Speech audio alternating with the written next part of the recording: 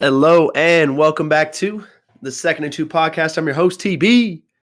Got my co-host, producer extraordinaire, enforcer of the tickets. Don't park your car where you're not supposed to for longer than you're supposed to. Yeah, no doubt. Jodye, what up, Joe? Nothing. There's a funny story about that actually that happened yesterday. My There my always like is. supervisor, he was looking at like the appeals because they caught up to 0. So everything that's coming in is within like the last couple weeks now. And so Mm-hmm. there was one about a handicap. Someone parked in the handicap spot without a placard, and Mm-hmm. they were like, "Hey, so like I just got off of work, or like I was getting my pay stub or something about work, and like." I left and I was on my way out of the like downtown area, and I stopped in that spot to hit the bathroom because like I have a high risk pregnancy and blah blah blah, and they uploaded pictures of all this stuff that like happened that night. And then so he looks to me, he's like, "What would you do?"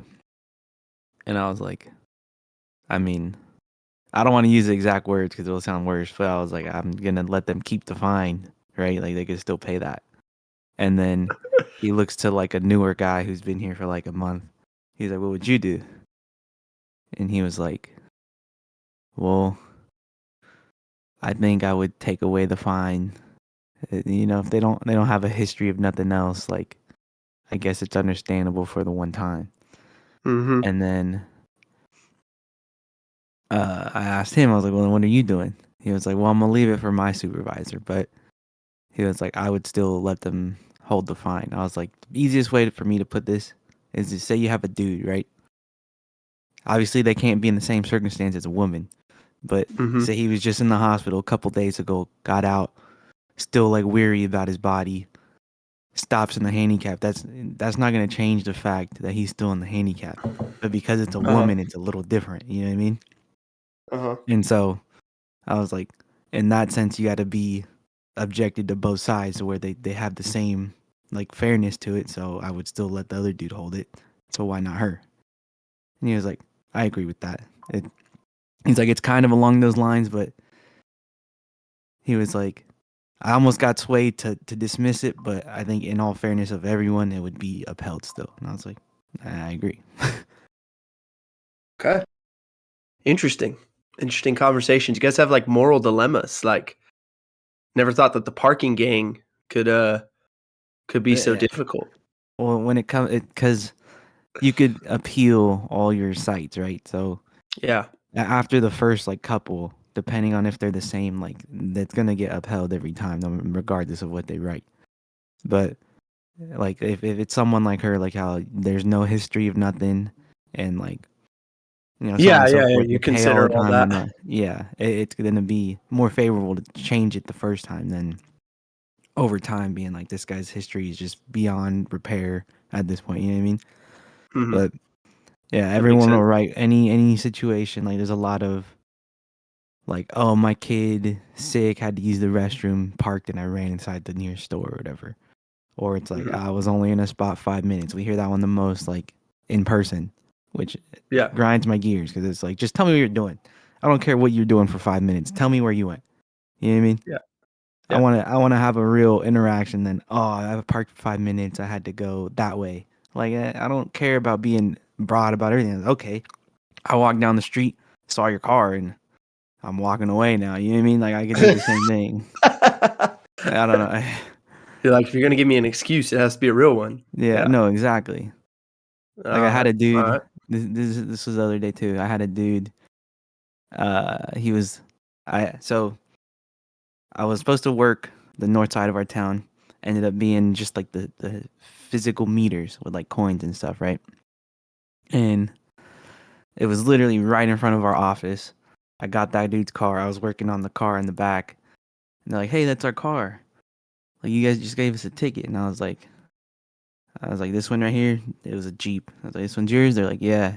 And like they had Alaska plates, so I was like trying to see what they would say. Mind you, this guy had a crazy toupee. Hilarious to me, by the way. Did not fit his type of hair in general. And I was like, all right, well, like He was like, "Oh, we paid," and I was like, "He's like, it must have just expired." And I was like, "Oh, okay. Like, how long ago was that?" He was like 30 minutes. I was like, "So you paid 30 minutes ago, or it expired 30 minutes ago?" Because on the physical meters, there's a countdown after like the time Mhm. expires that lets them get like a grace period. And so if it's blank, it's blank. And he was like, "Oh, we paid like 30 minutes ago, so it should have just expired." And it's like, "All right." I was like, "Well, how about you pay, another 30 on this meter, and I'll take care of that one for you." You know what I mean? But I was like, Mhm. I doubt they paid. They came back with bags of stuff, like they were walking around downtown. It's a farmer's market Uh, tonight, so they uh, had like all sorts of stuff. I was like, no way you're gonna say 30 minutes. You could read that the thing says 30 minutes, but it actually lets you pay for 3 hours regardless. So they yeah, don't know that, yeah, but it's like, come on, bro. You didn't pay nothing. yeah, yeah, yeah. But regardless, sorry about work talk. It's just all within the last couple days, so on my mind. Well, that's why you come to this podcast. You know, we want to hear about the tickets that people get for parking. Yeah. We're gonna have a parking ticket segment at the start I of was gonna every say I podcast didn't moving know we forward. changed the name to Meter Man on patrol. Meter man. I mean, you really can't have a podcast about anything, it seems like these days. So yeah, it probably somehow work. Um, nah, we're gonna get into some NFL news. We will do our Week 18 awards, and then we're going to talk about the wild card games. We're coming to you from a Saturday morning, so we do know the results of the CFP semifinal games. Five Your and boy one, baby. Jodye went 5-1. So if you followed with him, you did okay on the bets in those two games. Um, we, I projected a Notre Dame Texas national championship, fully acknowledging the possibility that Ohio State would beat Texas, and that I just couldn't handle that. Go blue. But it happened. Texas, put up a dogfight. Texas was right there at the 1 yard line, ready to tie the game under 5 minutes, and it just went the other Came way. back. It's one play. Credit to Ohio State for being able to battle through what was not their best game. And we said Texas hadn't played a complete game all year. I think that was the closest they came to doing it, but they offensively just didn't get it going quick enough to put themselves in position to win that game. So, congratulations to Ohio State. Congratulations to Notre Dame. Notre Dame finished Mhm. their game in dramatic fashion with not quite a walk-off field goal, but pretty close. We were actually Yeah. pretty close to the exact score on that one, not too far off. I think I had a 23-21, and it was 27-24. So, um, and luckily with that score just going a little bit higher, we actually hit the over Yeah. as you projected. So we get a Notre Dame Ohio State national championship, which we will break down before that game happens Monday, January 20th.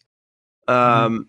So we'll break that down. We'll obviously give you all of our thoughts on that when it gets there. But today is for the NFL. Super Wildcard Weekend. We've got 6 games on tap.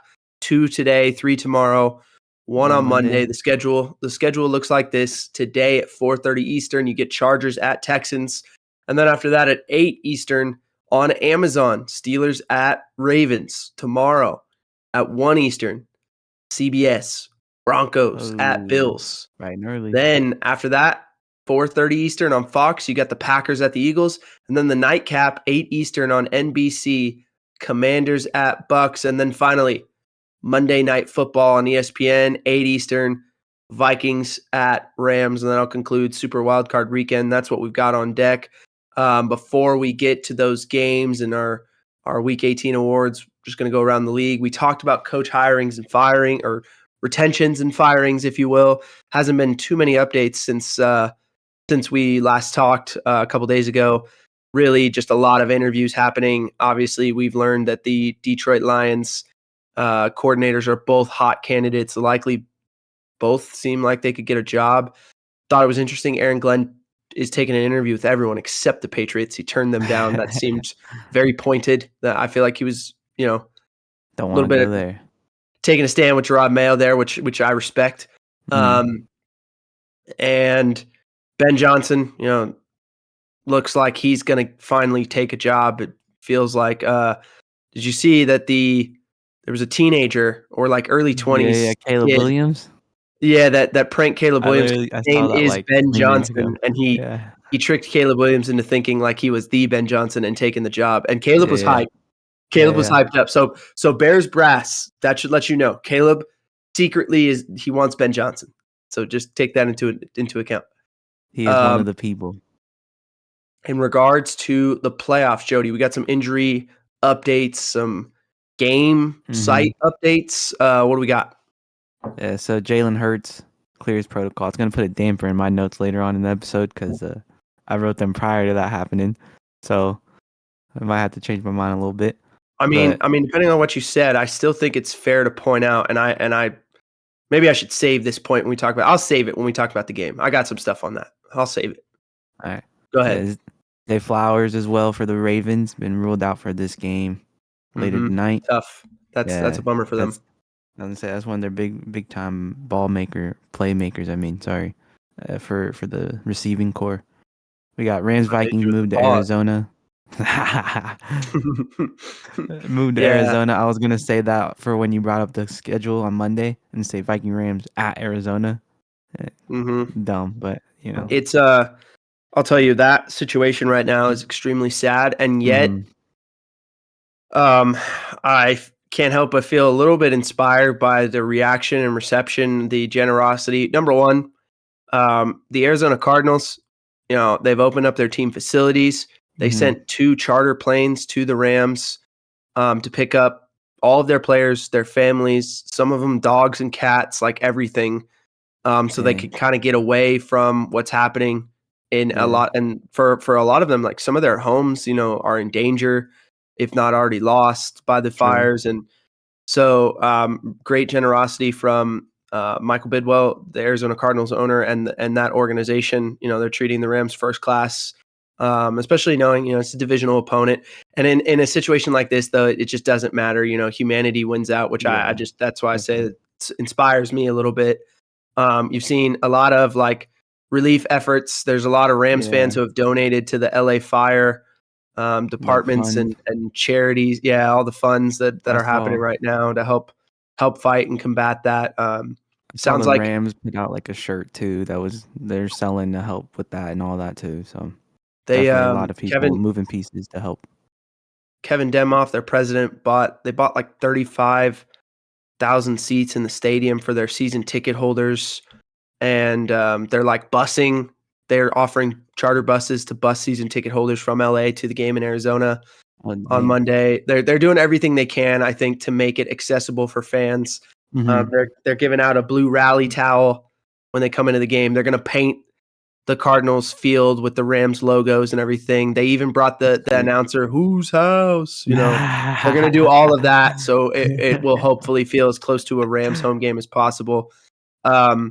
I also thought, on the Rams side of things, Kevin Demoff kind of came out and said, a lot of their consideration was understanding that they have the team hotels that house, 500 people, between their team, the Vikings, the NFL officials, the, just everyone who's involved in the game, and realizing that, those rooms could be used for people who are losing their homes right now and who need a place to stay, a place to be safe. And so he said that was something that they took into consideration. And by making this decision when they did, you open up those rooms and allow those people to be there.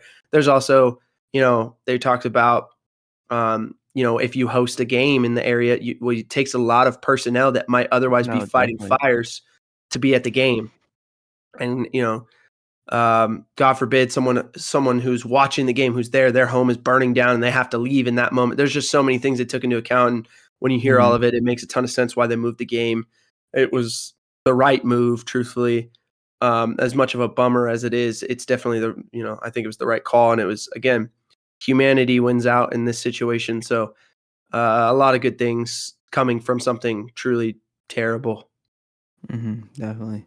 A lot of efforts collectively. I've seen people who don't even live in California anymore, former residents though, and they're posting all types of different funds you could donate to and stuff. So big outreach for this, which is cool to see. Lastly, on this NFL news though, we got the Packers will not have Christian Watson. My guy got his knee blown out, so that's tough to see too. Because definitely a deep ball threat. You didn't want to I say it mean that time. the pause. I mean the Packers are super diverse and deep at receiver, so it probably does not hurt them as much as it might hurt another team to lose that guy. But you Mhm. are right; there aren't a lot of guys on the roster who do replicate what he does as a vertical threat, and so that may hurt the Packers a little bit. I think the better news for the Packers is that Jordan Love appears to be okay. He'll be fine to play in the game and all that stuff. We'll see how he plays. The cold, maybe affects him a little bit, but it seems like he's going to be okay, which is the more important news if you're a Packers fan. Um, Mhm. and then the only other thing, it's not playoff related, that has happened is it sounds like Deshaun Watson retore his Achilles, um, Oh. which is crazy. He had the surgery in October, retore it now. I saw a lot of things that, generally when you have an Achilles restructuring, like that surgery, you're supposed to wear a boot for like 3 months, and we're not 3 Uh-huh. months out from his surgery. He blamed it on like rolling an ankle in Miami. So that What a kind place of to be. points to like maybe he wasn't taking rehab Definitely not. as seriously. Like if he wasn't in a boot, a lot of speculation there. I don't want to like place blame on the guy who knows how it happened or why it happened or what the deal was. It just does seem a little odd that he Carelessness on that front. retore it. He's going to be out for all of 2026. It sounds like. Um, It's I tough. have we. It's a fair question to ask. I think at this point, if we have seen the end of Deshaun Watson in the NFL. I would assume so. I don't know how many years are left on his contract, but if there's one He, thing I he's do know, got that boy bred it up, and he's he's not going to got play like 2 more years left. He's got yeah. 2 more years left, and then they did all that restructuring recently. But so like he's out for all of next year. So then the Yeah. next year would be the last year. Like 2026 would be his Mhm. last season of that deal. Um, I mean, like I if said, I'm the it feels Browns like organization, I'm getting a QB this year because yeah, if yeah, you especially struggled having knowing. one on the field last year with what was it, Mhm. Zappy and Winston, this dude got hurt as well. It's like Well, and he hasn't performed to what you expected with giving him all the bread. So like you might as well start looking for something. well, even with the lack of performance, I think even more concerning likely is the lack of availability in his time there. He's been hurt. He's had like 3 Yeah, that straight is true. season-ending injuries, basically.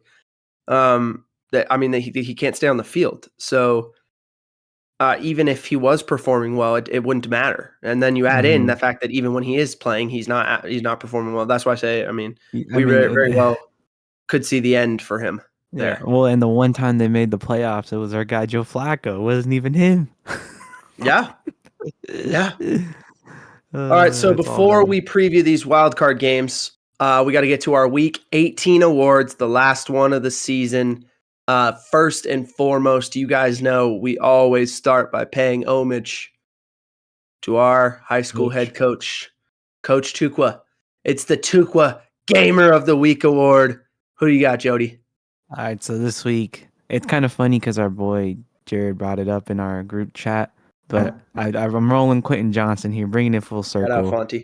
A lot of Boo Boo Evans awards for my guy this year, but to close out the season, my guy finished with He's a 13, gamer. 13 catches, 14 targets, 186 yards. Hopefully, he can keep that rolling in the playoffs. I do believe Lad McConkey's gonna have a tough matchup this week with one of his former teammates. So we'll see if he could replicate, if not surpass, this performance in this week versus the Houston Texans. Yeah, that Houston secondary pretty good with Lassiter and Stingley and all that. I mean, yeah, it's a good crew. My gamer of the week, I've got Bijan Robinson. The man got snubbed from the Pro Bowl, shows That up is for the tough. last game, right? I mean, he gets 170 yards on the ground and 2 touchdowns versus Carolina. He finishes the year with 1,456 rushing yards, 14 touchdowns, 431 receiving yards, and then another Hmm. touchdown receiving. I don't know how this man didn't make the Pro Bowl, truthfully. I mean, I don't know. and anytime you say snub, okay, well, who'd you put him in over? Okay, well, you can't put him in over You got Saquon. Saquon's a Saquon. I don't dog. know who else would be in there.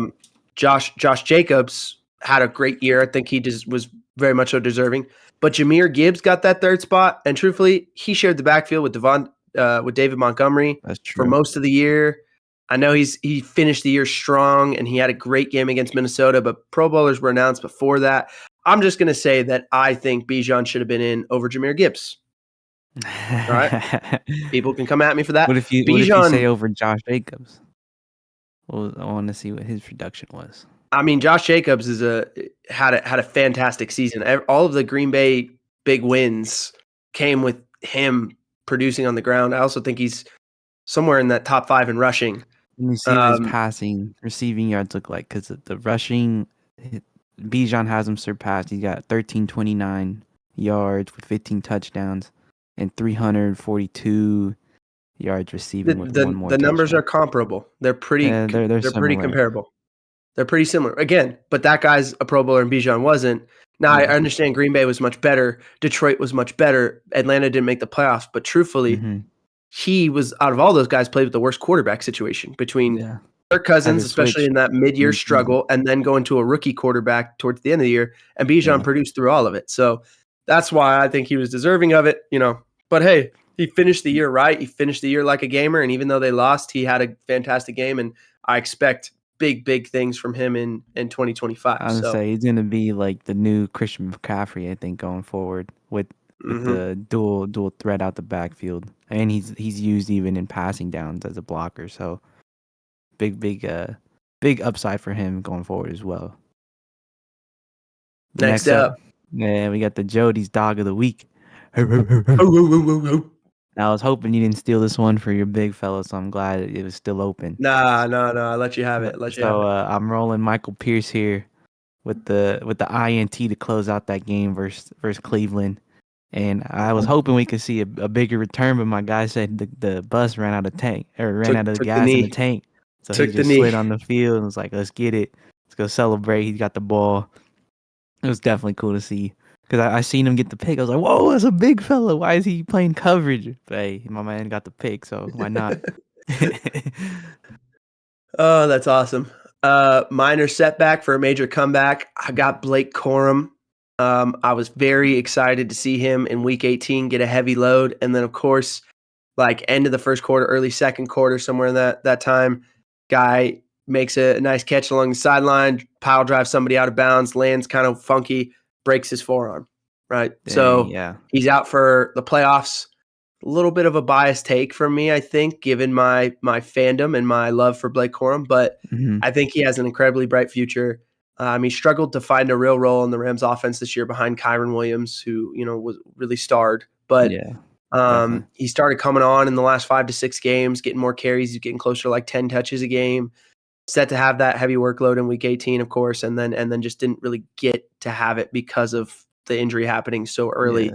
I do expect him to be a big time ball player though moving forward for the Rams. I would imagine he's a greater part of the offense in 2025 and beyond. He's probably a luxury that allows them to not have to overpay Kyren Williams to keep him. Truthfully, that's true. Not to say that I don't want to keep Kyren Williams, because I do, and I want them to pay him Definitely similar, though. fair price. But if he's asking for like Saquon money, hey, we can move forward with Blake Corum. You know what I mean? Little under that, okay. Let's roll with both these dudes. Dual threat. And I think that's just part of team management and all that stuff. And it's no knock on Kyren. Kyren had an incredible, he had an incredible year, and I want to see him in horns for the rest of his career, truthfully. But I'd also love to see the same with Blake Corum. So, minor setback, major comeback for Blake Corum there. The No Cap Hats Off Award. The Bears pulled the old, hey, this returner is going to fake the catch on one side, and the blocker's going to peel off and catch the ball on the other, takes the whole coverage team over here, and instead the returner's got the ball over there and returning it up the sideline 94 yards for a touchdown in a big win to finish off the year. Green Bay. They finally got off the schneid heading into 2025. Good for the Bears. Good for their fans. I know it may be major draft pick worse, whatever. Who cares? Yeah. Like, you guys needed You that beat your win. rival. You beat your rival. You beat the Packers. Kept them from being able to get maybe into the 6th seed. Like, all of it's good.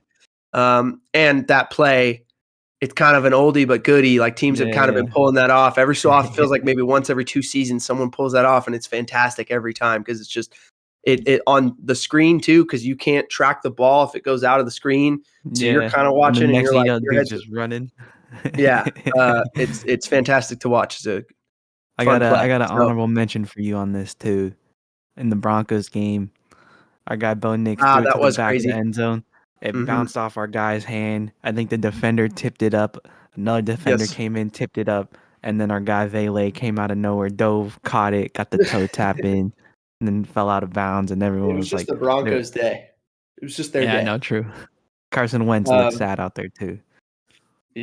Not like he did for the Rams in Week 18 last year. Or, matter of fact, Jimmy G this year had a good game. The Strahan Munoz Big Fellow Award. Jodye, who you got? This week I'm rolling Garrett Bowles for the Broncos. Plays left tackle. See, yeah, in the pass pro. So yeah, I'm pretty sure this dude's a big time. Yeah, he's big. He's Blindside massive. dude with them being on the pass pro. I had a play where they were doing like a tush push, and I'm pretty sure he came out the game. So I was like, yeah, they definitely use him more so in that passing front than rushing. But his kick step was nice and deep, very fluid movement when he was in the pass pro. He in the run game, like, he's not really pulling. You know what I mean? He'll crash down, but like he did let up like three and a half tackles, I think, on the day. One of them wasn't his fault. Like, the dude ran to his back, and the defender just like reached over and grabbed his jersey. But like, regardless, definitely big in the passing front. And then early on in the game, I feel like he could have had a legal man downfield. They ran a screen, and my dude was like at the backer. I was like, "Whoa, take it easy." But That's a no, minus. That's a it was fun to minus. watch. It was definitely, like I said, big time presence in the pass pro and being on the blind side. So Garrett Bowles is my man this week. My guy, Trey Hendrickson. Dude locked up the sack Balled. title with the playoffs on the line, bro. 3.5 sacks in one game is Crazy work. otherworldly. And he also had essentially the game-winning sack to keep the Bengals' playoff hopes alive. I know they didn't make it, but he had a great year. He was the one positive bright spot on an otherwise hapless Bengals defense. And he came in clutch. It felt like every time they needed him down the stretch in these last few games as they're trying to get to the playoffs. So shout out to Trey Hendrickson. Great year for him. I believe he was an all-pro, and he certainly earned it. Tremendous season from him. You want to know something wild about the Yeah, hit me. Bengals? So Yeah. you know how I predicted them to be like 11-6 or whatever, right, to start the year. Yeah. I did a mid-season like breakdown, and I had them 9-8 in the playoffs, which is kind of wild still to think about. So it's tough that they missed out. We got the Who's Cooking Award. As you know, this goes to our quarterback who is cooking, or maybe not so much, but they're in the kitchen, right? They're getting the opportunity, and whatever meal they cooked up, we'll grade it are from they there. prepping a salad?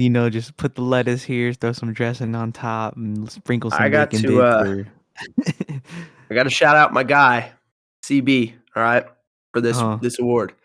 Yeah. You know, he came on this podcast last spring when we talked about the quarterbacks. You know, our kind of last quarterback that we discussed was a man by the name of Spencer Rattler, who he lovingly called a trash can. And generally this season, when he got his opportunities, it wasn't pretty. His meals could have been thrown in the trash, the meals he was cooking up in games. However, couple games here that didn't look too bad, specifically Week 18 Sunday against the Buccaneers, the division-winning playoff-bound Buccaneers, no less. Yeah. Spencer Rattler, 26 for 42, 240 yards, and a touchdown, and he looked like a professional. I mean, he had the Saints in the lead for most of the game. He even kind of came close to leading him on a game-tying drive at the end. Couldn't quite get it done. It was a Hmm. good game for him. I Yeah. think you could definitely make a case that Spencer Rattler has a career in the NFL, at least as your primary backup, if not Yeah. as, a guy who I don't think he's necessarily a guy you look at the face of your franchise, but he's going to be a backup quarterback in the league for a long time. He's proved it this year with some of the stuff he did. He's Hmm. not a trash can. So CB, you gotta let that take go, bro. Let it go. Is he a recycling bin? Is that an upgrade for him? Is that No, he's an NFL quarterback, dude. Like, he's put an some respect on the organic? man's name. Put some respect on his name.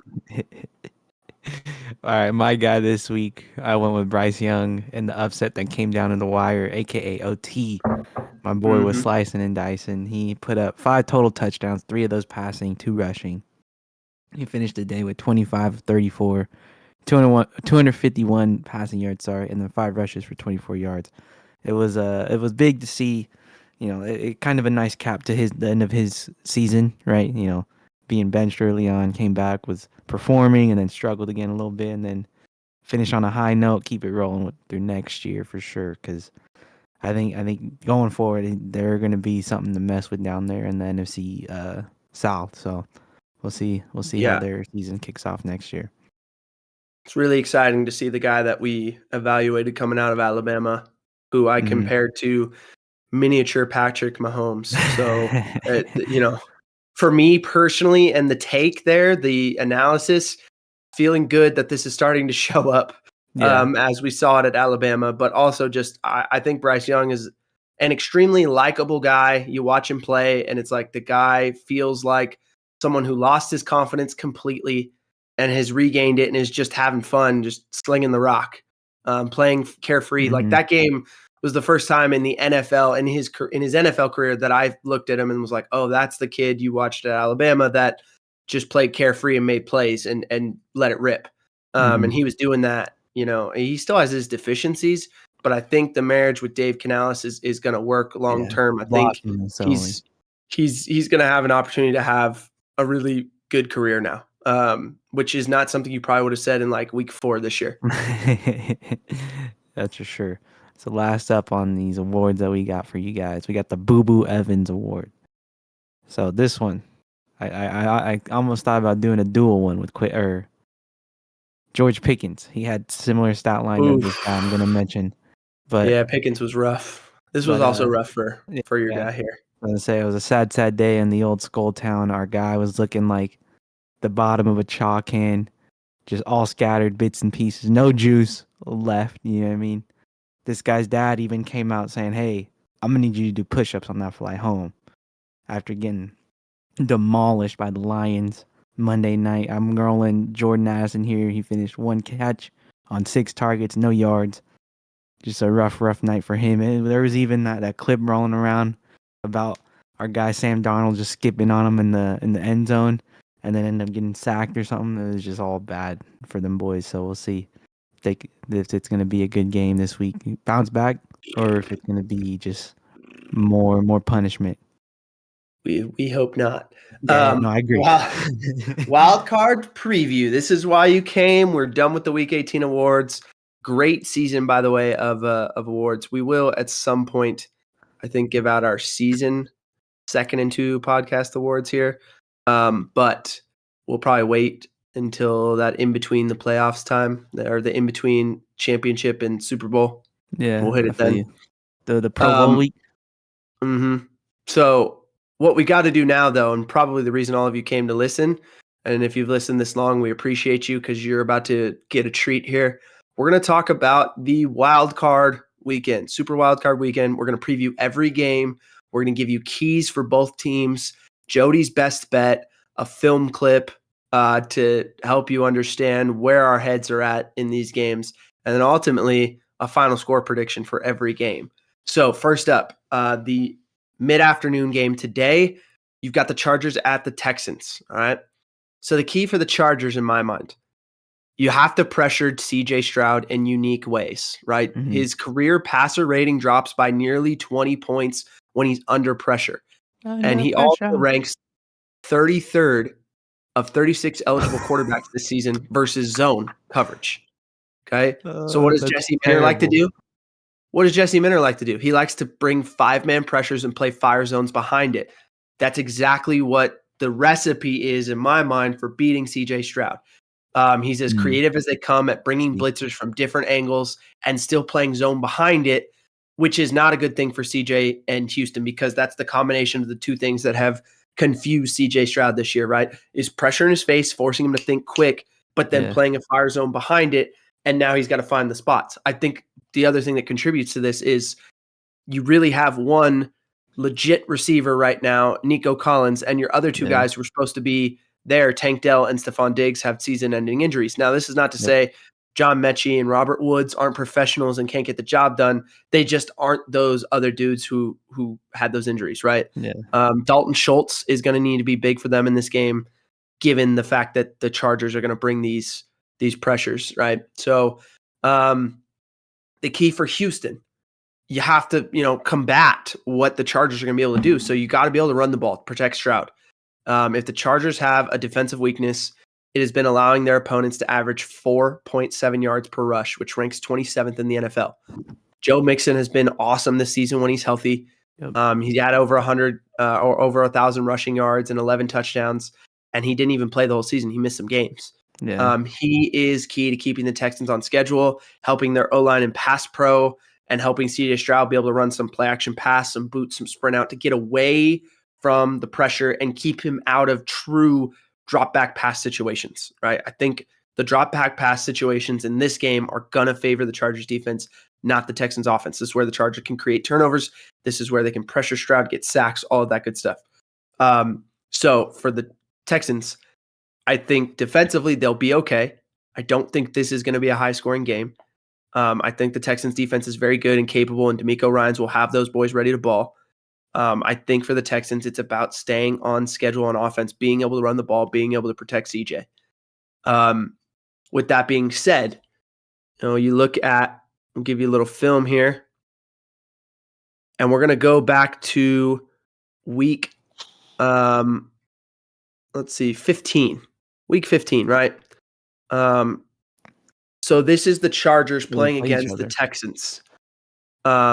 This is the Chargers playing against the Broncos, I'm sorry, on Thursday Night Football in week 15, right? And I see so the Texans is there now.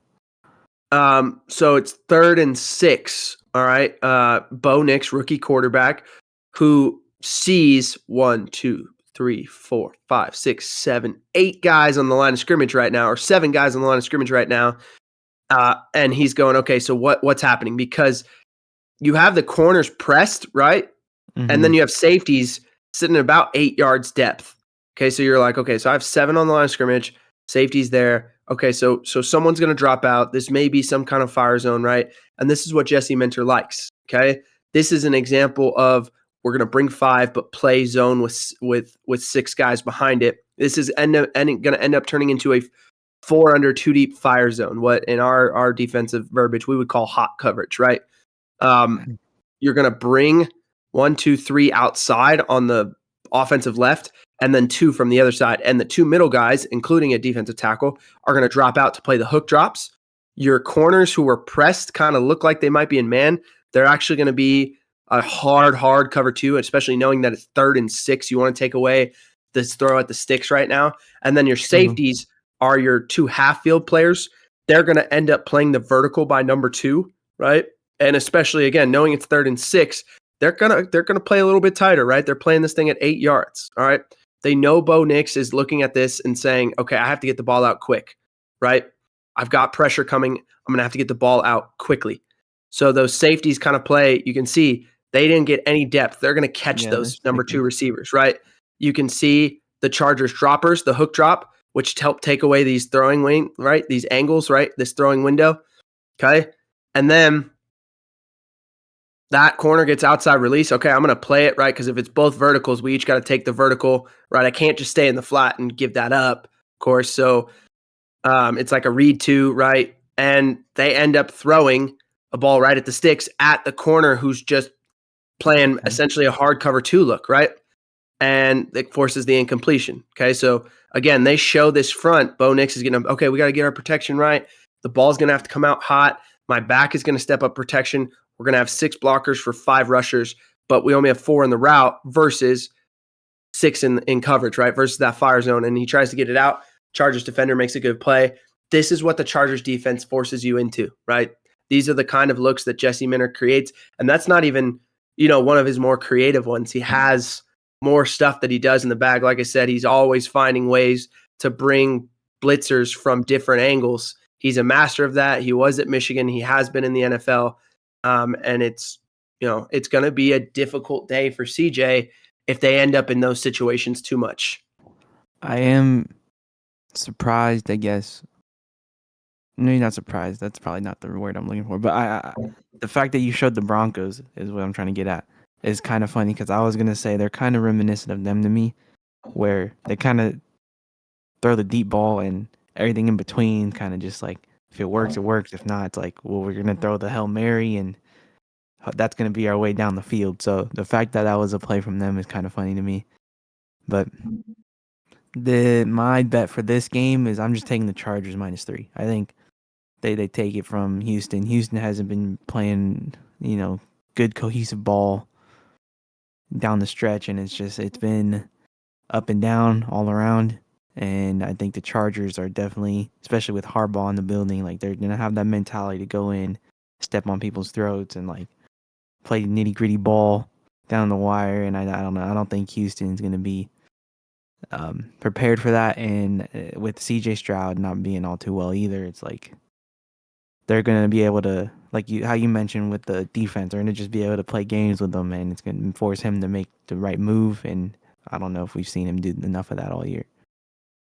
I do. If I had a worry in this game, I do worry that everyone is on the Chargers. I mean, I haven't heard a single analyst or person that's not like a Houston fan pick Houston all week.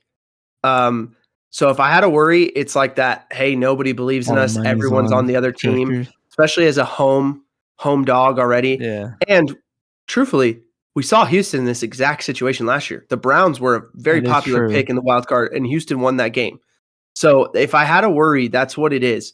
I also don't think the Chargers, I know they've played their 3 or 4 most like productive offensive games going into this game. And Justin Herbert has been unleashed a little bit more. He's been healthier. All of that stuff is true. But Houston's defense is the reason they made the playoffs. And that defense is legit. And D'Amico Ryans is good. And that secondary is legit. And that pass rush is legit. If they can stop the run from the Chargers, which the Chargers have not been as effective on the ground recently. They got Zeke, though. Get out of here. If they can stop the run, I don't think the Chargers are going to have like a ton of explosive success on offense. So that means the game's going to be close. So I will say, I think too many people are counting Houston out in this game, although my prediction would lend itself to the Chargers -3 as well. I've got Chargers 20, Texans 13. Again, I think it's going to be a struggle to reach 20 points for both these teams in this game.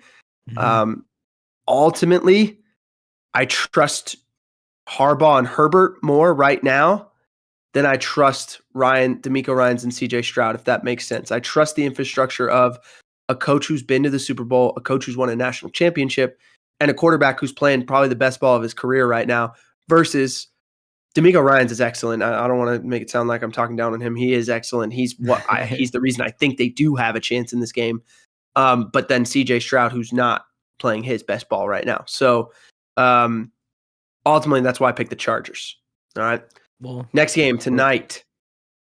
The line has shifted to 2.5, and that don't really mean much. You still need the 3, but so you still Chargers -2.5. Yeah. That's even better for you. And then the total's at 41.5. So if you like that bet from TB, there's that as well.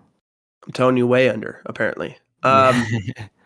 The game tonight, Steelers at Ravens. A divisional rematch, the rubber match, if you will, game 3 of a 1-1 series. The key for Pittsburgh, their offense they haven't shown up in recent weeks. Russ has to cook just enough. Okay. In the Steelers' 5 losses with him as the starter, he's thrown for an average of 193.6 yards. He's been under 200 yards. In their 6 wins, he's averaged 252.3 yards. So he's over 250. So in their 2 games against the Ravens, he's been in between, right? He's thrown for 422 yards in those 2 games. So an average of 211 yards in those 2 games. So he's kind of in between good Russ versus bad Russ. And it's funny because they won one of those games and they lost one of those games, right? Yeah. So to me, Russ has to produce somewhere around 240, 250 passing yards in this game to keep their offense on schedule to keep them in the game, right? Mm-hmm. He also has 2 touchdowns versus 2 picks versus the Ravens this year. He's been sacked 7 times. Yeah. He has to keep the Steelers on schedule on some third down plays. He's going to have to be a little bit creative. He's going to have to find Pickens. They got to get Pickens going. It can't just be Pat Freiermuth with a little bit of Calvin Austin. Like Pickens has to be a factor. And he's going to have to, like, with that being said, I think he needs to complete 1 or 2 moon balls, right, to get to that 250 mark. The Ravens' defensive weakness earlier in the season was their secondary. They've been much better recently. So I don't necessarily think it's as big of a weakness now. However, it was early in the season, and if you got a shot, that's where you got to attack them. And that's the opportunity that the Steelers have. On the flip side, for Baltimore, they got to stay ahead of the chains. This Pittsburgh defense is very good. You don't want to be in second or third down pass against this defense. TJ Watt, Keanu Benton, Cam Hayward, Alex Highsmith, Peyton Wilson, et cetera, right? Those dudes rushing the passer with JPJ and Minkah Fitzpatrick ball hawking in the secondary is not fun for any offense. Even the Ravens, who I think are the closest thing to the most unstoppable offense in football right now, could lead to turnovers, which feels like the only way Pittsburgh can win this game. Now, it's worth noting in both games, right? I know the last game, it finished 34-17. Wasn't a great look for Pittsburgh, but that game was competitive, and it wasn't until Russell Wilson threw a pick 6 that it kind of flipped the whole game, right? By the same token, that Russell Wilson pick 6 happened directly after what we're about to show, which is what happens when you can get yourself in passing situations versus this Steelers defense. Now, this was a 1st and 10 type of situation, right? Not true pass, but regardless, the example of what can happen when you put yourself in those situations is shown here. So Baltimore, they're going to get in pistol, which they love, right? With Derrick Henry. They're going to give you a little fake split zone action, leak Tyrone Wallace to the flat. They've got Rashad Bateman on the under, and they've got Zay Flowers on the dig. So it's a nice little high-low concept with your offshoot to the flat. Now, look, for Lamar right now, if you notice, he gets a little bit of pressure. The pocket moves a little bit, and he kind of steps away from this. So instead of hitting the check down to the flat right now, he's trying to throw this ball into the middle of the field to Rashad Bateman, and he thinks Bateman is going to sit on the hash and settle because it's zone. Don't keep running into defenders. Sit yourself down, right? We'll try and split it and see if we can get in the end zone, okay? Because Minkah Fitzpatrick is kind of in that dig window. Okay, that tells me to throw the under. I've got it right now. And because the progression is dig, under, flat, that's why he's trying to throw the under and not the flat route right now, because in this case, the under is open. The problem is, or I should say that he thought Bateman was going to keep running. Bateman set it down. He thought Bateman was going to keep running. He throws it to the spot he thinks he's running to, and of course he stops. And look who ends up getting the pick, but Minkah Fitzpatrick. And that all happens because of the slight backwards movement away from the throw with a little bit of pressure in Jackson's face, and then the miscommunication between him and the receiver, right? And from this angle, you can see that movement a little bit better. Instead of stepping up into this throw, watch what has to happen when Patrick Queen gets this pressure. He steps away, right? And he's trying to throw that sidearm kind of fadeaway jumper, and that's how you end up with an interception. If the Steelers are going to have a chance in this game, 1 or 2 of those plays needs to happen for them, and Russell Wilson has to play at the level that he played at early in his tenure with the Steelers, where they're winning games and he's throwing for 250 yards. Because you're not going to run the ball efficiently against this defense in Baltimore. And Baltimore, if they can get a lead, they're going to grind you with Derrick Henry. They're going to grind you. And Baltimore doesn't have Zay Flowers, right? Yeah. So they don't have one of those receiving weapons. I do think that gives the Steelers a sliver of a chance. And we saw them play 2 competitive games, whether it was week 11 or week 16, or week 11, I think, or week 16. But Jodye, what is your best bet for this game?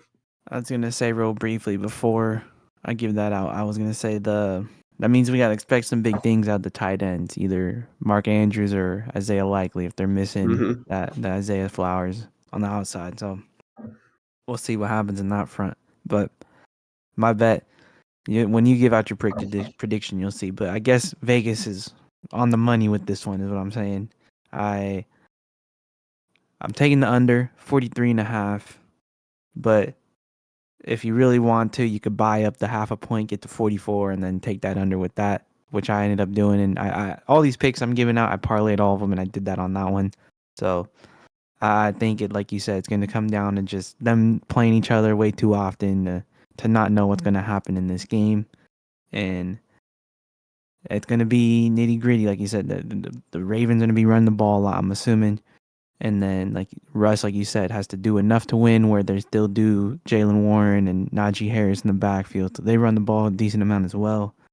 I just think we're going to see slow pace, a bunch of good football where people are like, there's no points, but like a lot, just a chess match, classic chess match. So I'm taking I under on this think one. divisional playoff matchups are always tough. It's round 3.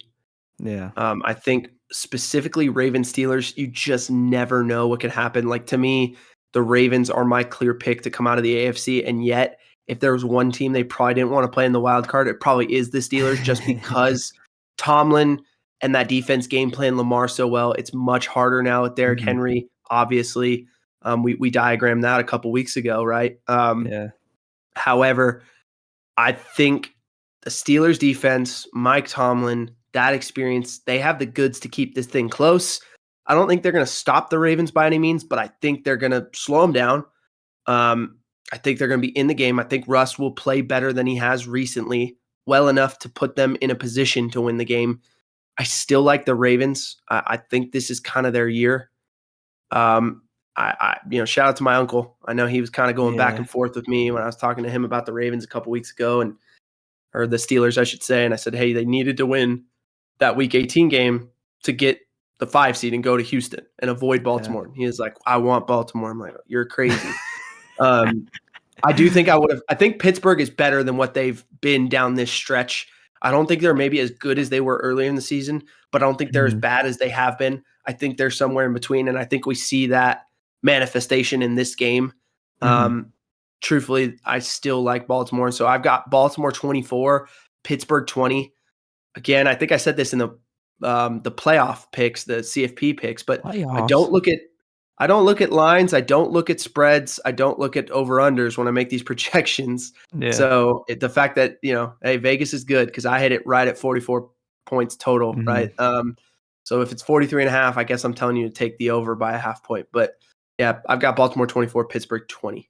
That's what I said. Just buy the extra half a point, and then you cover both of us.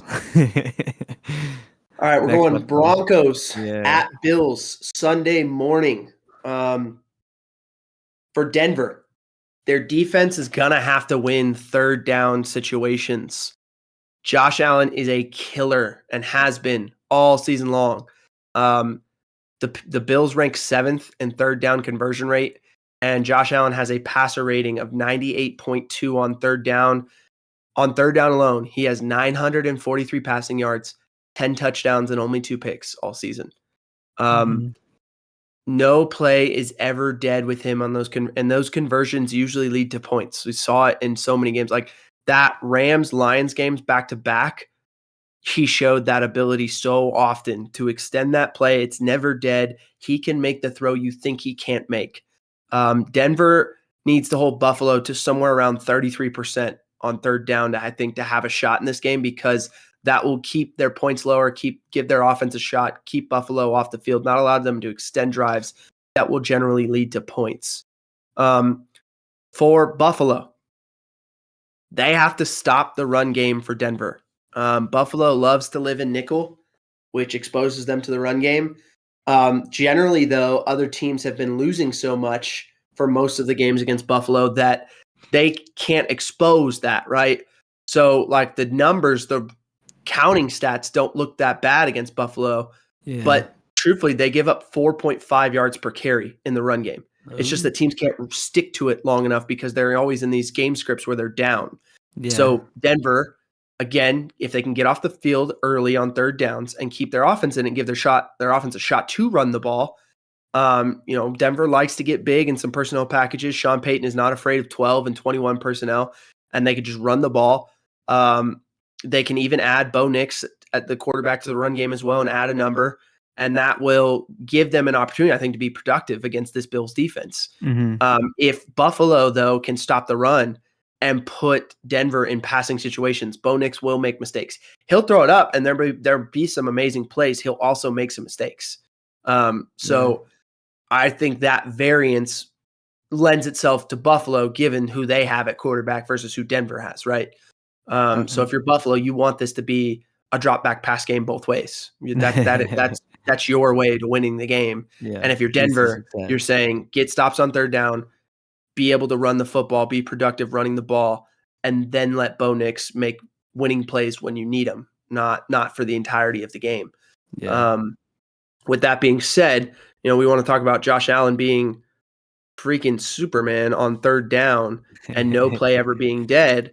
We'll go back to no longer than week 14, Rams, Bills. This is a game the Bills lost, but this is a 3rd and 9 play that it felt like the Rams, hey, they're going to get off the field here, right?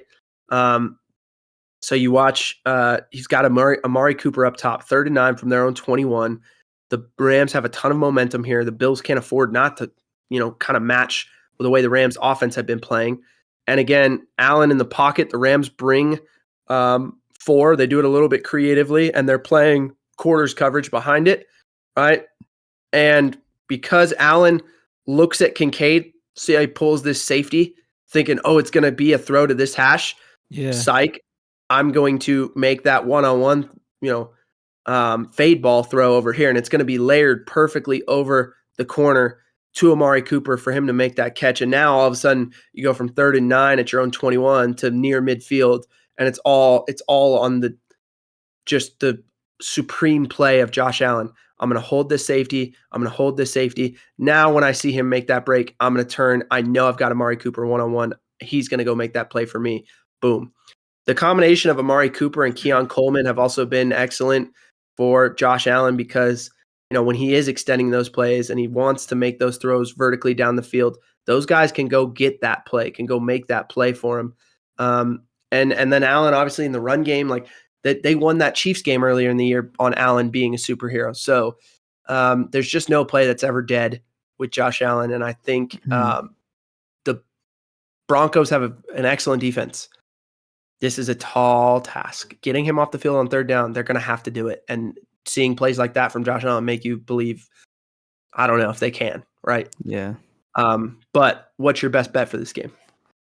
Well, I might be willing to take both of these now after what you just told me. Because originally, this is what I wrote down, word for word. It says, I like the Broncos plus 8.5 unless it's snowing. Quick check on the phone. What's the weather in Buffalo? Well, it's snowing every other day besides Sunday, so it's going to be cold. I'm going with the under 48. But if it's cold and they let up 4.5 yards to carry, the 8.5 don't look too bad either way. Because that's kind of playing out how I think it's going to go.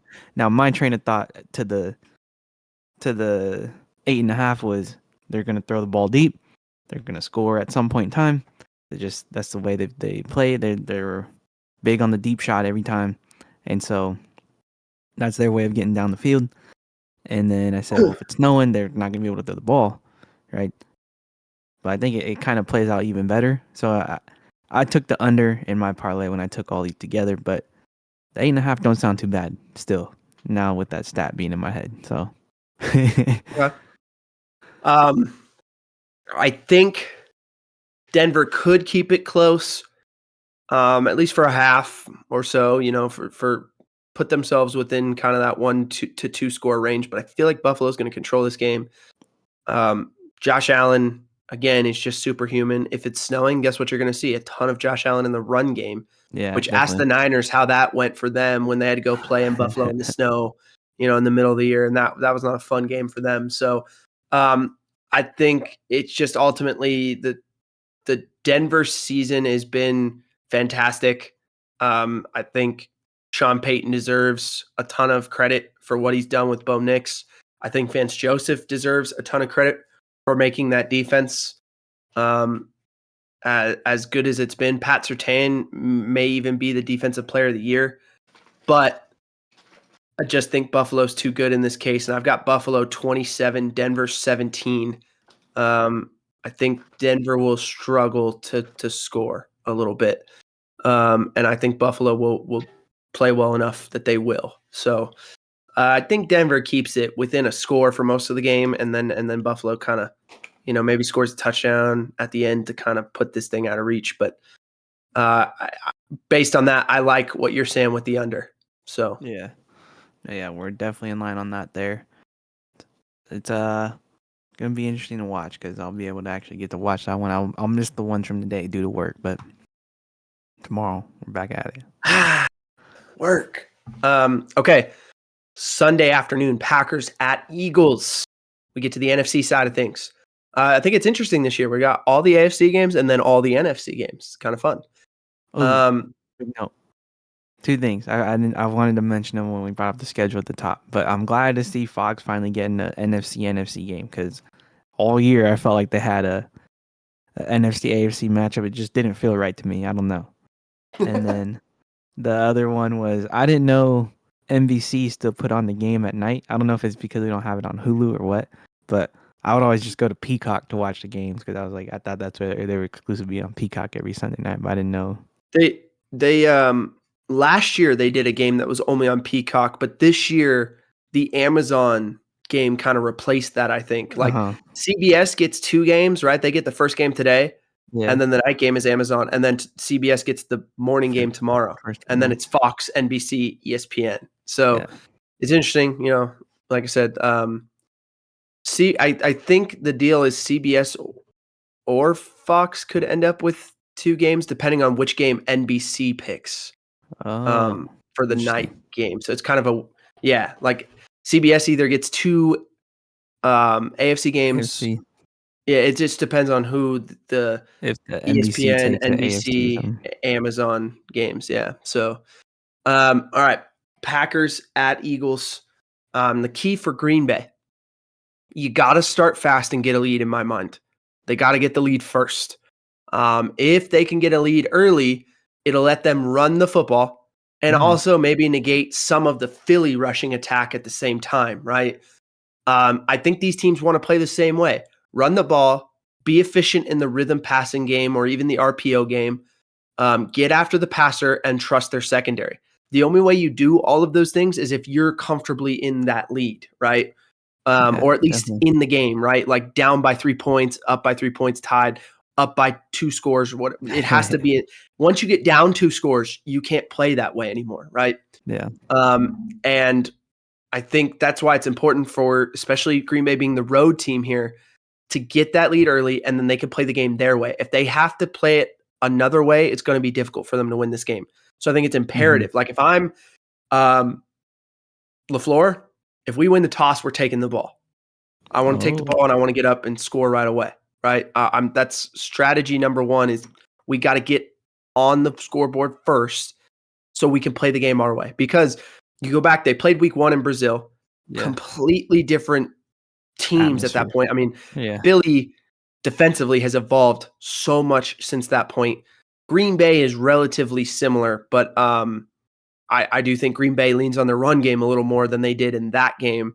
And we'll have to this time against Philly, especially considering how much better the Philly secondary is, right? But in that game, Green Bay did get up 6-0 first, right? So, and it allowed them to play a really tight game down to the wire. Philadelphia, I think their key is Jalen Hurts playing his best ball. We mentioned earlier kind of the news that he cleared the concussion protocol, right? I kind of feel like, yes, it's great he's playing, of course, but he was in concussion protocol for like 3 weeks. He hasn't played football since week 15. I really played. I guess he played a little bit in week 16 when he got the concussion, right? But really hasn't played since week 15. We saw him struggle against the Panthers team in week 14 and then look good in week 15 against the Steelers. But which version of Jalen Hurts are you getting, right? It's going to be imperative for the Eagles to get that week 15 version. And there's no time to be rusty. There's no time to be out of rhythm here. He's got to go. He's got to be great. And he barely practiced this week because he was still in that concussion protocol. Yeah. The starters for the Eagles haven't played in 2 weeks because they didn't play against New York, and they had a really early day against Dallas the week before because they're blowing them out by so many points. Mm-hmm. I wonder about the health and rhythm of this Eagles offense against a Packers defense that thrives off creating turnovers. And if you're out of rhythm, that can cause turnovers, right? Yeah. So I do think that puts this game in a little bit of jeopardy. More so, it's funny because I ranked the Eagles as the team that, the number one team in the NFC when we did our power rankings a week ago, right? I was pretty much in on this Eagles team. But now I'm looking at it and I'm like, I don't know if I like this matchup they got with Green Bay. I know most people are on Philly. A little testament to what you were saying. If the Packers get out and score a lot in the first quarter, they're ranked like top 4 or top 5. I'll say top 5. I think they're number 4 in first quarter scoring. The Eagles struggle, and it was like 108 points for the Packers and like 65 on the year for the Eagles. Mm-hmm. And that's key. It's critical. Not just that, though. It's like there was another stat that had to deal with. The Eagles, I think in general, had like 10 games or something where they didn't score anything in the first quarter. So if the Packers come out and get 2 quick ones, it's like, oof, it's already out of hand. So that's another little bet you could take if you really wanted. It was Packers to be up in the first quarter. I agree. I like that because I do think it could take Hurts and the offense some time to get on the same page. And again, if Green Bay can get out to that lead, they can play the game their way at that point. So this goes back to that week 1 game in Brazil. They've got Philly backed up in a 3rd and long, right? So now it allows them to get wide with their pass rushers in 3s and 5s. They're going to play quarters coverage and kind of show press up here, but they're playing quarters, right? And Philly is going to keep guys in protection because they're kind of expecting, Jeff Hafley to bring pressures, be more creative. So they keep these backs mostly in the protection. They're going to check release guys, right? But they only have 3 on the route, and it's a vertical with a comeback and a vertical on the other side. Now watch, this is Xavier McKinney. This play he makes is why at midseason I was talking about him as Defensive Player of the Year, okay? So you get the outside release, the corner's showing press, but playing quarters, right? McKinney is dropping that way, okay?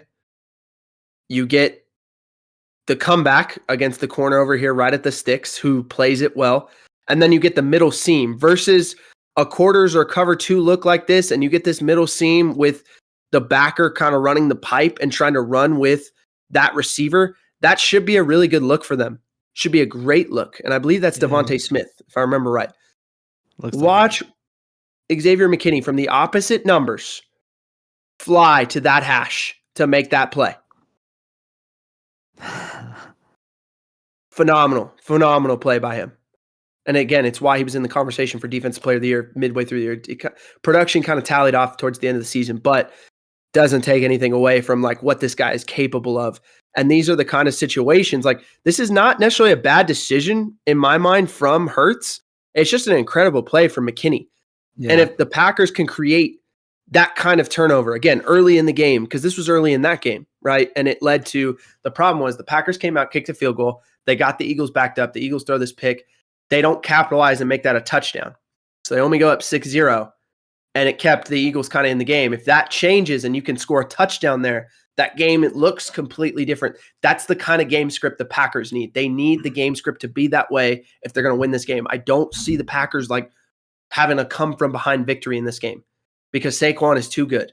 They have to find ways to take Saquon out of the game and also allow them to utilize Josh Jacobs to his fullest extent if they want to win. That's their most dangerous offensive player.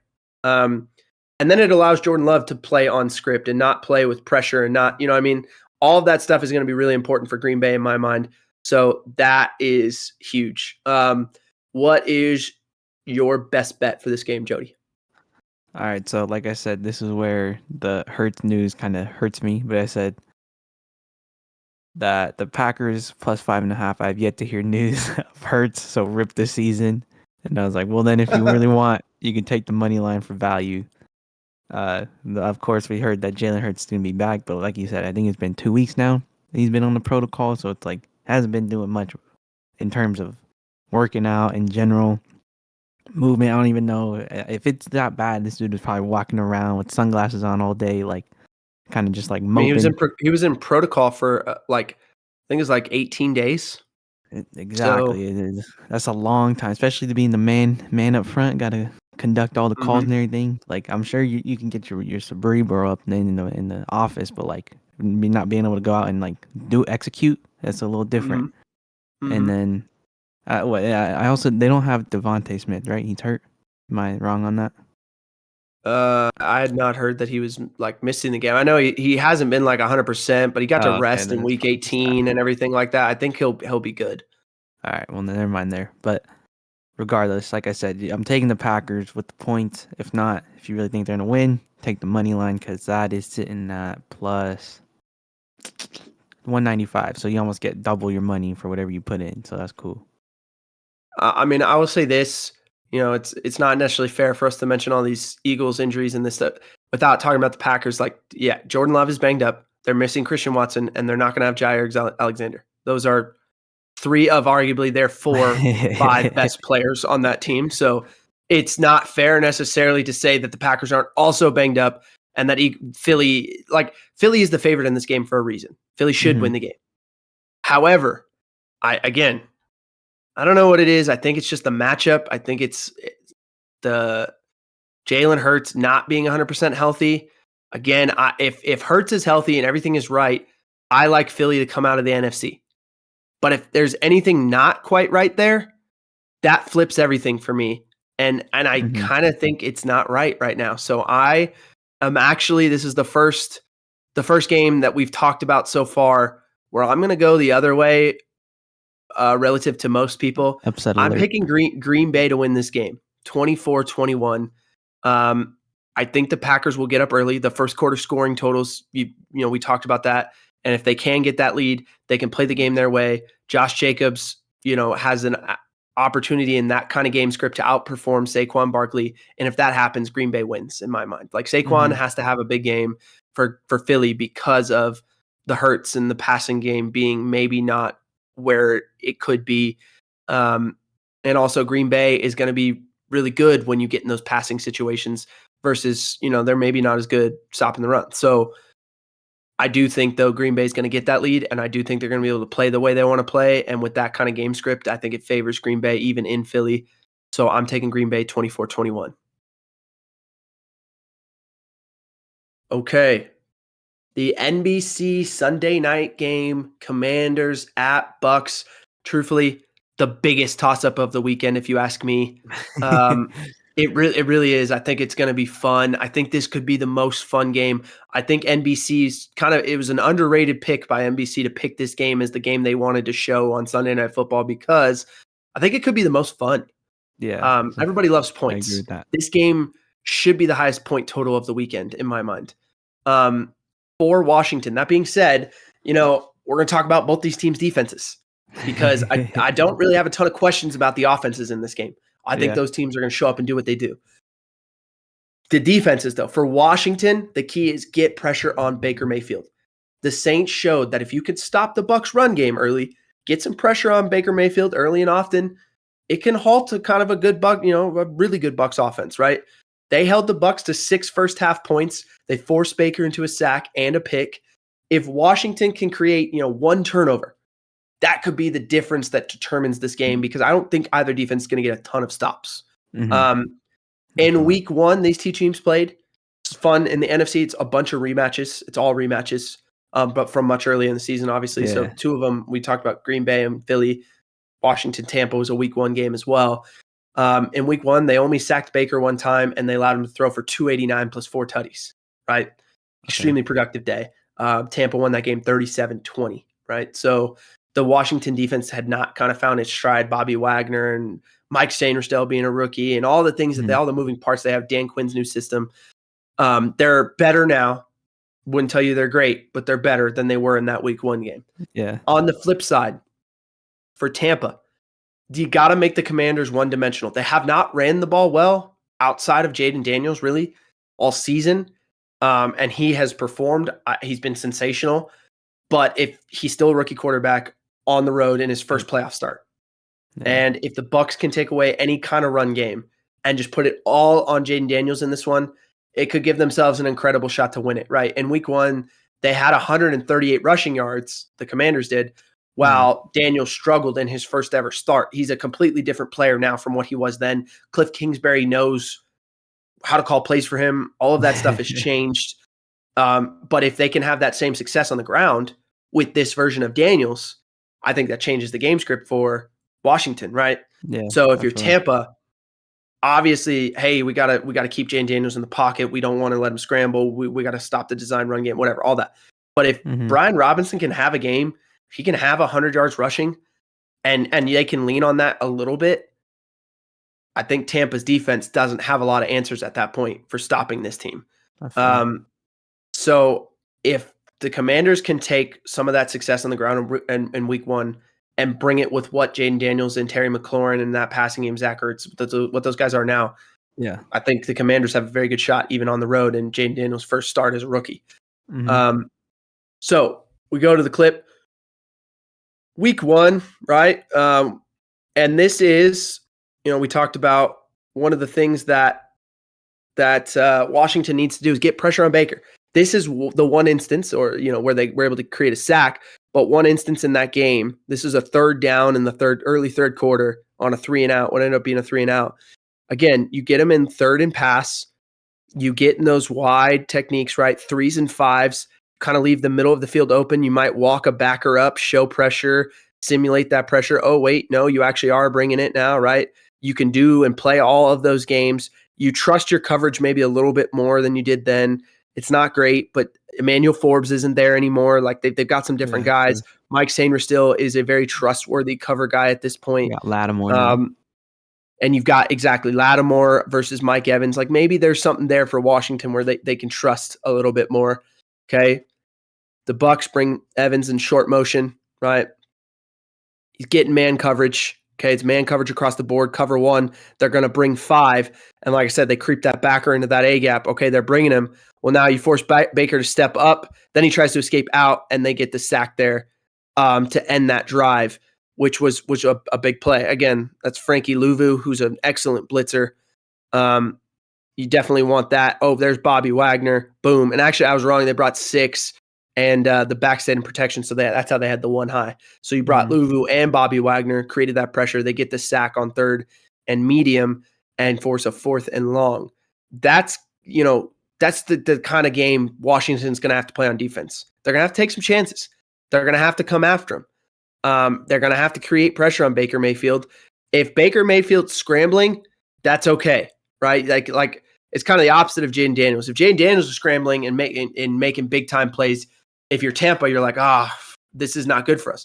If you're Washington, though, it means he's not throwing to Baker Mayfield, or he's not throwing to Mike Evans, and he's not throwing down the field to Jalen McMillan and all those dudes. It's Bucky Irving's not getting the touches he needs to get. Like if Baker Mayfield has 40 yards scrambling, great. That's probably Washington.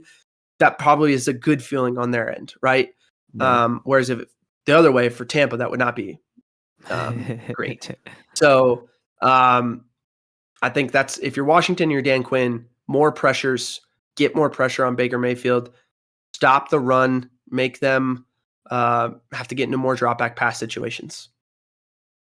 Yeah, for me on this game, I think, like you said, the defenses haven't been all too good for both sides. They've been better, like you said, have improved over time, but not necessarily like a top tier defense that we're used to seeing in other places in the people that are in the playoffs. So I think this one just got a lot of points. Line was sitting at 50. I think that's really low, honestly. Seemed like a very obvious choice. Just they're going to score a lot regardless of how they do it. And I think that it'll be a fun game to watch, and especially at the nighttime, just chilling at home. You know what I mean? Close out the night, back on Monday. Nighttime in Florida, man. Not a bad Yeah. place to be. I'm with you. I think over 50 is a lock, which means that both defense will show up and play excellent, right? So Yeah. take this with a grain of salt, I guess. It just always seems to go that way. But in my mind, over 50, lock. I think, again, this is a coin flip game. I think offenses are going to score at will. I think it's going to be fun. It's going to go back and forth. I've got Washington 37, Tampa 30. Hail Mary game? I was going to say, I think it kind of, I imagine this game being 30-30 with the ball in Jaden Daniels' hands. And he's just every single time this year that Washington has needed that to happen, he has made it happen every time. And so I just imagine walk-off touchdown, like, Washington wins that way. Yeah. That's just how I envision it. It's Jaden Daniels just getting the job done, 37-30. But again, Tampa's got home field. They beat them by 17 points in week 1.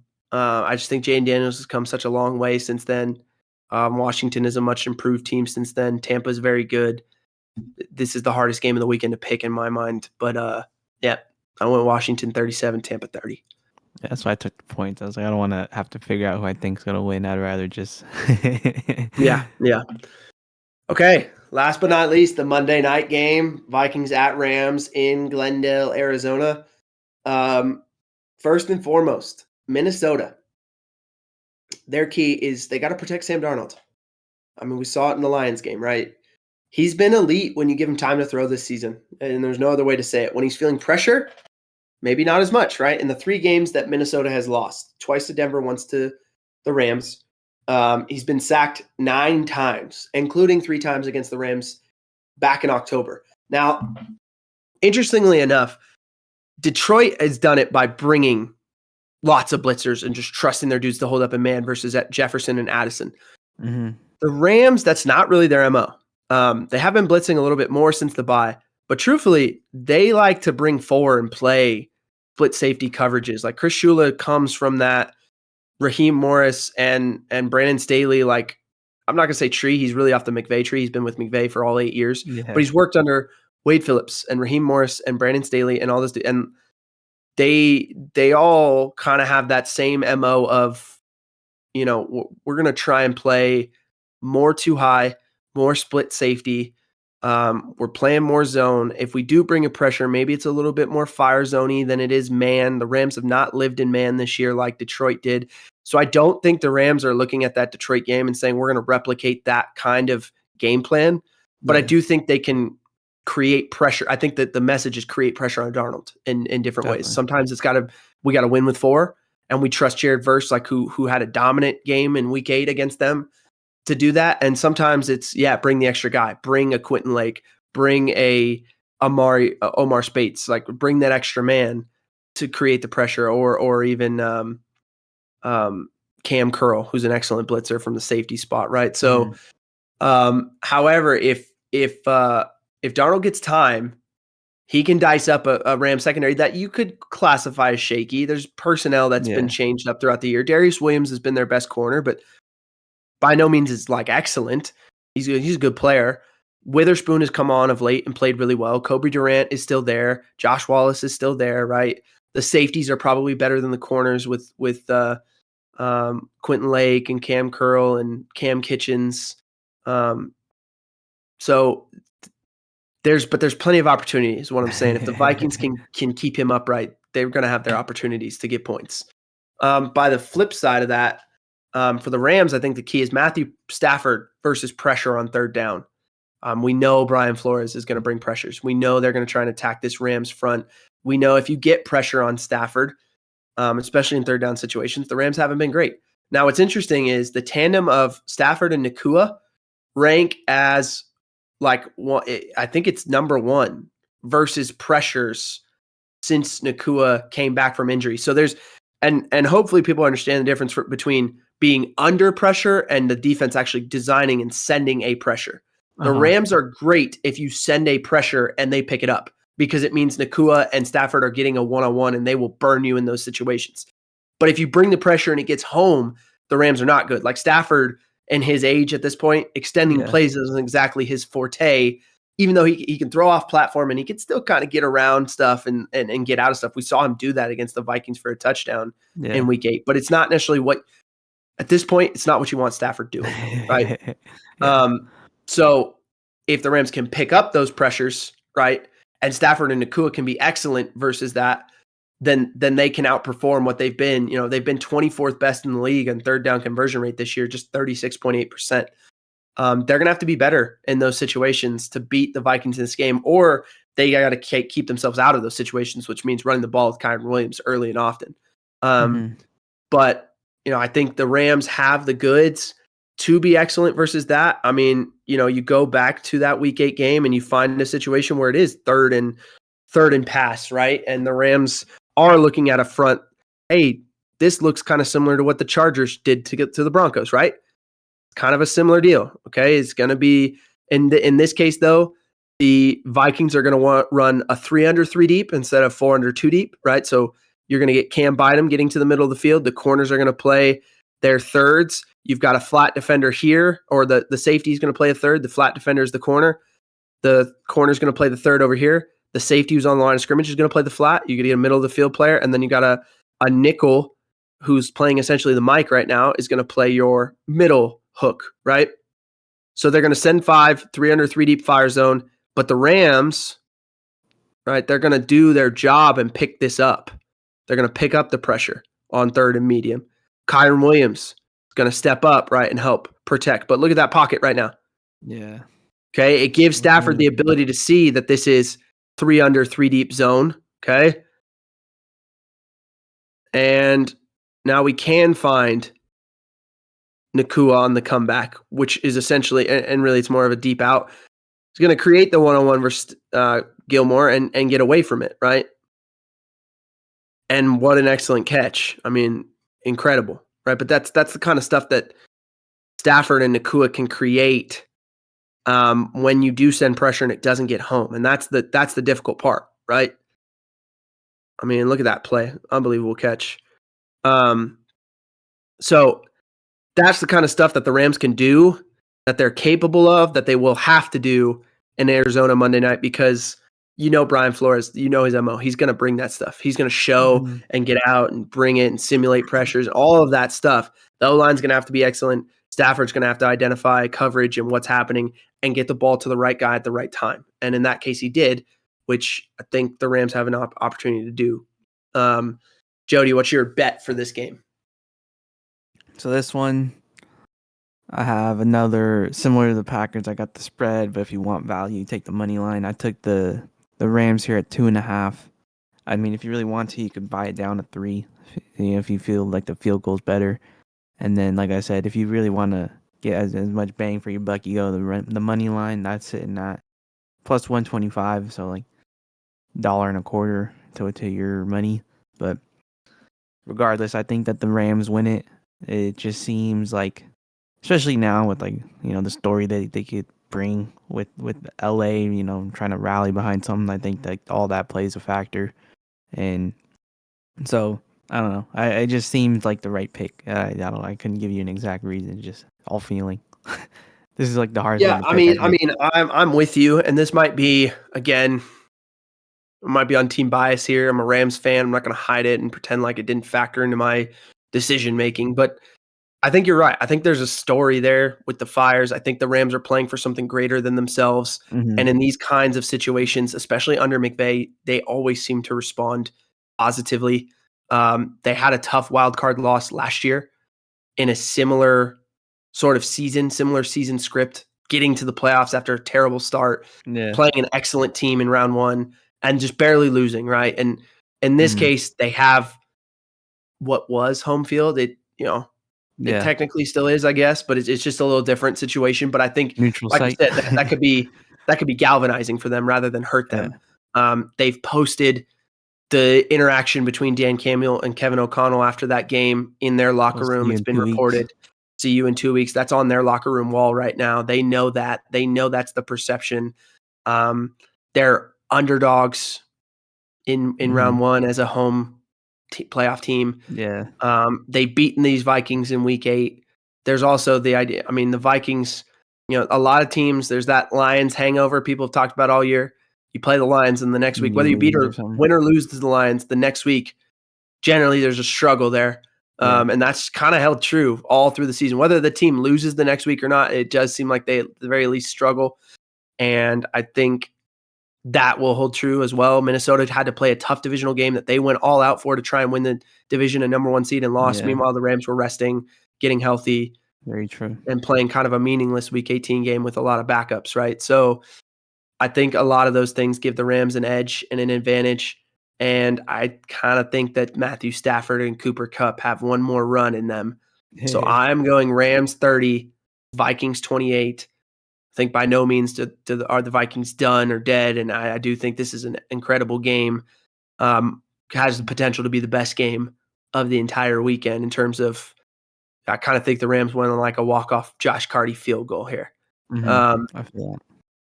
Let's So say that means I'm you with also like you, the over too. That's at 47.5. Let me double check. I just looked. Yeah, 47.5. So you and go on that at at what? 58. Yeah, so I do think both offenses are going to be able to score. I do. Yeah, similar like the Bills game. Just a ton of Mhm. points. I mean, maybe not 80 something points, but yeah, I think both these teams score in the high 20s, low 30s, somewhere in there. Yeah, I Yeah. think that's what the kind of game you're getting. I think Stafford and Darnold will both show up and play well, but the defenses, will get stops here and there when they need them, right? Yeah. So, which is truthfully, it's a lot like the Week 8 game they played. The Rams ended up winning that game 30-20. Their defense, the Rams defense pitched not a shutout in the second half, but they didn't let the Vikings score a touchdown in the second half, which was huge, obviously. I don't know if they'll quite be able to replicate that kind of performance. Obviously, I think the Vikings score a little more points here, but I think the Rams score same neighborhood, 30 points, right? Yeah. So I think great game there. So to wrap it all up, basically we like all the favorites in the AFC, Broncos, Yeah. Ravens, Chargers. We like all the Bills. underdogs in the NFC, Packers, Commanders, Rams.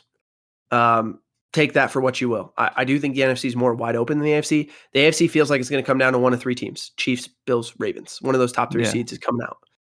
Whereas the NFC, I know people love the Eagles and the Lions, and there even is some love for the Vikings. I think the NFC is wide open. I think anybody could win the NFC. I think the Packers could still win the NFC. I think the Commanders could make that run with Jaden Daniels. The Vikings, I guess the only team that I wouldn't like, that I would be surprised if they came out of the NFC would maybe be the Bucks. Bucks. But Yeah. even the Bucks, if they could win this game, they could go on the road and beat Philly if that's what it That's was, true. right? And Yeah. they could end up in the NFC Championship. So I would be surprised if they came out of the NFC, but basically every other NFC team, I wouldn't be surprised if we saw that team representing the NFC in the Super Bowl. Whereas the AFC feels like it's a race between 3 teams. So sort of makes sense that we're taking favorites in the AFC and underdogs in the NFC. So we'll see. It should be a great wild card weekend, and I'm excited. I'm juiced. Yeah. Closing us out though, we got the banger of the weekend, I guess, because you had one a couple days back. But I don't know. I don't know how you feel about the song, but I might swerve in that corner. Whoa. I'm Hey, rolling put that new tweaking Jello the on. Put ball. that new Yeah, Jello on. exactly, bro. I think I don't know. It's really catchy. It's got you know what I mean. Like I don't know. Something about it just feels right. That's So where that whoa. put it on. Put the thing on. Nah, I don't know. I've been listening to it a decent amount. I don't know. Something about it makes you feel good, bro. That Old is school track. hilarious. You That got is that. You see, I know you've seen all the things on Twitter where it's like they got the old school like highlight films and stuff. Like I've seen an NFL Street Run. They got the dude running on the wall. Like That's hilarious, dude. That is so funny. Man. All right. Well, that being said, enjoy Wildcard Weekend. We'll see you for the divisional round and also the college football playoff national championship. But until then, we got our guy. Take us out, Ray Ray.